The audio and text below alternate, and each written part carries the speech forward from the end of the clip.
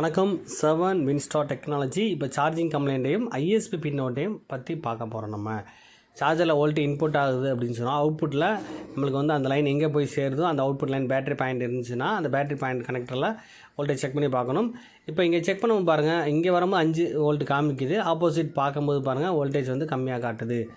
காரணம் என்னென்னா இப்போ 2.2 வோல்ட் தான் காட்டுது அப்படின்னு சொன்னால் கண்டிப்பாக இங்கே ஷார்ட் இருக்கும். ஷார்ட்டுக்கு காரணம் வந்து பார்த்திங்கன்னா அந்த பேரலாக இருக்கக்கூடிய பொருளாக இருக்கும். அந்த பொருள் வந்து பார்த்திங்கன்னா மேலே இருக்க அந்த டயோடு கான்செப்டாக இருக்குன்னு சொல்லி தான் நினச்சி நான் அந்த ஸ்பேரை உங்களுக்கு உடச்சி ரிமூவ் பண்ணி காமிக்கிறேன். ரிமூவ் பண்ணதுக்கப்புறம் அதேமாதிரி வோல்டேஜ் கரெக்டாக வருதான் செக் பண்ணி பார்ப்போம். அதாவது சார்ஜர்லேருந்து வரக்கூடிய ஒரு இன்புட் வோல்டேஜ் ஆனது எந்த ஸ்பேரை தாண்டி போகணும், அந்த சீரீஸில் என்ன பொருள் இருக்கும், பேரில் என்ன பொருள் யூஸ் பண்ணியிருப்பாங்க, எந்த பொருளாக ஷார்ட் ஆகும் நம்ம தெரிஞ்சிருக்கணும். இதை பற்றி தான் உங்களுக்கு ஆன்லைன் கிளாஸ் சொன்ன பதில் அந்த ஆன்லைன் கிளாஸில் முழுமையாக எடுத்துகிட்டு இருக்கேன். இப்போ 5 வோல்ட் வருது. அதுக்கப்புறம் வந்து நெக்ஸ்ட்டு வந்து அந்த ட்ராக்கில் வரும்போது பார்த்தீங்கன்னா 2.2 வோல்ட் வருது. அதாவது அந்த பொருளை தாண்டி அங்கே ஆப்போசிட் வரும்போது 2.2 வோல்ட் தான் வருது. காரணம் வந்து கண்டிப்பாக இங்கே ஒரு இடத்துல லீக்கேஜ் ஆகிட்டுன்னு சொல்லி தான் தெரிஞ்சுக்க முடியும். அப்போ லீக்கேஜின்ற விஷயம் வந்து பார்த்திங்கன்னா பேட்டரி பாயிண்ட் பழைய மாடல் பொறுத்தவரை பேட்டரி கனெக்டில் வோல்ட்டு செக் பண்ணலாம். இப்போ ஒரு மாடல் வந்து பார்த்திங்கன்னா ஐசி லைனில் அவுட்புட்டில் வோல்ட்டு செக் பண்ணி பார்க்கலாம். அப்போ எந்த சர்க்யூட் மூலமாக அது வரணும். இப்போ இந்த மாதிரி விஷயங்கள் தான் உங்களுக்கு கிளாஸஸ் எடுத்துகிட்டு இருக்கேன். அதாவது ஒரு செல்ஃபோனில் ஒரு ஃபங்க்ஷன் ஆகணும்னா, சப்ளை கிடைக்கணும்னா எங்கேருந்து இன்புட் ஆகணும், அவுட்புட் என்ன வோல்டேஜ் கிடைக்கணும், அதை எப்படி செக் பண்ணணும், இந்த மெத்தட் தெரியணும். அதேமாதிரி எப்படி ஷார்ட்டை ரிமூவ் பண்ணுறது அந்த மெத்தடையும் சொல்லி தந்துட்டுருக்கேன். இப்போ இந்த கான்செப்டை வந்து ப்ராப்ளத்தை சால்வ் பண்ணணும்னா இந்த வோல்டேஜ் எங்கே போய் சேருதுன்னு ஃபஸ்ட்டு சர்க்யூட் பண்ணி உங்களுக்கு தெரிஞ்சிருக்கணும். அப்போ அந்த லைனில் சீரீஸில் வரக்கூடிய அந்த ஸ்பேர் ரிமூவ் பண்ணதுக்கப்புறம் அந்த லைன் சப்ளை ஆனது எங்கே போகுதுன்னு சொல்லி நம்ம தெரிஞ்சுக்கலாம். ஆல்ரெடி அந்த சர்க்யூட் தெரிஞ்சால் ஈஸியாக அந்த ஐசிக்குள்ளே போகுது அப்படின்னா ஐசிக்குள்ளே ஷார்ட்டாக இல்லை வந்து சர்க்யூட்டில் ஷார்ட்டாகான்னு சொல்லி நம்ம தெரிஞ்சுக்கலாம். இப்போ அந்த கான்செப்ட் அதாவது இந்த ஸ்பேர் ரிமூவ் பண்ணதுக்கப்புறம் முன்னாடி அதாவது அதுக்கு முன்னாடி சார்ஜிங் கனெக்டர்லையோ இல்லை அந்த சம்மந்தப்பட்ட ஸ்பேரில் ஷார்ட் இருக்கான்னு சொல்லி ஏற்கனவே வந்து டயோடை ரிமூவ் பண்ணி காட்டினேன். ஜஸ்ட் உங்களுக்கு ஒரு ஐடியாக்காக தான் ரிமூவ் பண்ணி காட்டினேன். ஆனால் ஃபஸ்ட்டு ப்ராப்பராக ஃபாலோ பண்ணணும்னா அதோட சீரிஸ் லைனில் வரக்கூடிய ஸ்பேர் ரிமூவ் பண்ணிட்டீங்கனாலே எந்த லைனில் ஷார்ட்டுன்னு சொல்லி ஈஸியாக நம்ம தெரிஞ்சுக்க முடியும். அப்போ சார்ஜரை கொடுத்து செக் பண்ணி மறுபடியும் காமிக்கிறேன் பாருங்கள். அப்போ ஷார்ட் எங்கே இருக்குதுன்னு தெரிஞ்சுக்கலாம். இப்போ இந்த ஷார்ட் வந்து இதுக்கப்புறம் அந்த ஐசி டயோடு பேக்கேஜ் வருது பார்த்திங்கன்னா அந்த இடத்துல ஷார்ட் இருந்துச்சுன்னா அந்த லைனில் வந்து பாருங்கள் கட் பண்ணதுக்கப்புறம் முன்னாடி வோல்டேஜ் வருது, ஆனால் பேக் சைடில் வோல்டேஜ் வரல. கான்செப்ட் வந்து ரிமூவ் பண்ணுறோம் சீரிஸ் லைனில். அப்போ ஷார்ட் வந்து கண்டிப்பாக இதை தாண்டி அதுக்கப்புறம் ட்ராக் தான் நீங்கள் ஃபாலோ பண்ணணும். இதை நான் முழுமையாக உங்களுக்கு சொல்லித்தர போகிறேன் இந்த கான்செப்ட் கிளாஸில். இது மட்டும் இல்லை, ஐஎஸ்பி பின் அவுட்டை பற்றி நம்ம வந்து இப்போ இது வந்து EMMC ஐசி. இந்த ஐசியில் வந்து கால் வந்து பார்த்திங்கன்னா 153 கால் இருக்குது. இதில் ஒர்க் பண்ணக்கூடிய கால் வந்து பார்த்திங்கன்னா கம்மியான காலாக தான் இருக்கும். உங்களுக்கு பாருங்கள் எத்தனை கால் இருந்தாலும் அதில் முக்கியமான கால் ஒரு சில கால் மட்டும் தான் ஃபங்க்ஷன் ஆகும். அப்போ இந்த EMMCயை ஈஸியாக நம்ம கழட்டி மாட்டலாம், ரீபாலிங் ஈஸியாக பண்ணலாம். அப்போ ஈஸியாக ஃபிட் பண்ணுறதுக்கு கான்செப்ட் வந்து ஐசியோட கால். இப்போ சிபிஐ போகிறங்க கால் நிறையா இருக்கும். அதிகமான அந்த எல்லோ டாட் இருக்குது பார்த்திங்கன்னா அது ஃபுல்லாக வந்து அதிகமான கால் இருந்த அந்த ட்ராக் இருந்துச்சுன்னா தான் எல்லோ டாட் கொடுத்துருப்பாங்க. மற்றபடி இந்த ப்ளூ கலர்லும் லைட் ப்ளூ கலர் கான்செப்ட் எல்லாமே வந்து பார்த்திங்கன்னா டம்மி கான்செப்ட், அதாவது கிரவுண்டு டம்மின்னு சொல்லுவோம்.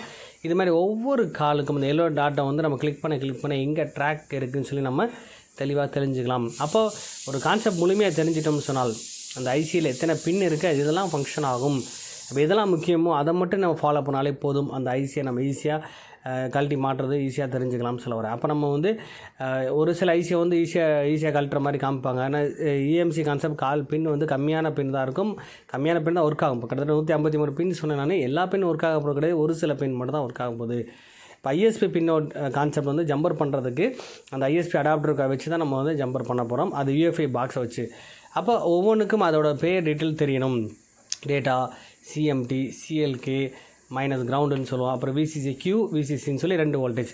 இந்த கான்செப்ட் 6 டைப் பின்னையும் நம்ம வந்து கரெக்டாக கனெக்ட் பண்ண தெரியணும். அதுக்கு முன்னாடி அந்த ஐசியோட கால் டீட்டெயில் தெரிஞ்சு தான் நம்ம அந்த பின் டீட்டெயில் கண்டுபிடிக்க முடியும். இப்போ ISP பின் ஒன்று கண்டுபிடிச்சதுக்கப்புறம் இப்போ VCC வோல்டேஜை நம்ம செக் பண்ணுறோம். அந்த இடத்துல கெப்பாசிட்டியில் இருக்குதுன்னா அந்த ட்ராக் வந்து இந்த லைன் ஐசியில் கிட்டத்தட்ட 4 பின்லேயும் ப்ளஸ் இதுக்கப்புறம் ட்ராக் எங்கெல்லாம் போகுது அப்படின்னு சொல்லி தெரிஞ்சுக்கலாம். இதை பற்றி தான் உங்களுக்கு தெளிவாக இந்த மாடல் ஐசியில் எத்தனை பின் இருக்கும், அது அந்த சர்க்யூட் ஆனது VCC வோல்டேஜ் எங்கேருந்து வருது, பவர் சப்ளைலேருந்து வருது அப்படின்னா அதோட கால் டீட்டெயில் எந்த கால்லேருந்து வரும், அதுக்கு என்ன ஸ்பேர் யூஸ் பண்ணியிருப்பாங்க.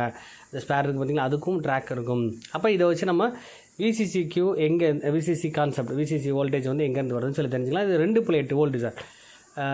அதிகபட்சம் 2.8 3.6 வரைக்கும் வோல்டேஜ் வரும் இந்த VCC. அது VCCQன்னு சொல்லும்போது அதுக்குரிய வோல்டேஜ் பாருங்கள். இதில் கெப்பாசிட்டி லைனில் அங்கே கிளிக் பண்ணும்போது அந்த VCCQவோட வோல்டேஜ் அதாவது 1.8 வோல்ட் வரும். அந்த 1.8 வோல்ட் எங்கெல்லாம் போதும் பாருங்கள், இந்த ஐசியில் அதிகமான காலில் போயிட்டுருக்கு. இப்போ இந்த VCCQ வோல்டேஜ் வந்து 1.8 வோல்ட் எங்கெல்லாம் மற்ற இடத்துல எங்கே போகுதுன்னு பார்க்கும்போது பவர் சப்ளை ஐசிலேருந்து வரக்கூடிய சப்ளை லைனாக இருக்கும். அந்த பாருங்கள், அதுக்கு ஒரு ஸ்பேர் ஜாயிண்ட் ஆகுது, ப்ளஸ் ஐசி காலில் ஜாயின் ஆகுது. இந்த 2 ட்ராக்குமே வந்து பார்த்திங்கன்னா VCCQக்குரிய வோல்டேஜ் 1.8 வோல்ட். அப்போ VCC வோல்டேஜ் ஜாஸ்தியாகவும் VCCQ வந்து கம்மியான வோல்டேஜ் இருக்கும். 2 கான்செப்டே நம்ம வந்து எங்கெல்லாம் இருக்குதுன்னு சொல்லி நம்ம ஈஸியாக ட்ரேஸ் பண்ணி கண்டுபிடிச்சலாம்.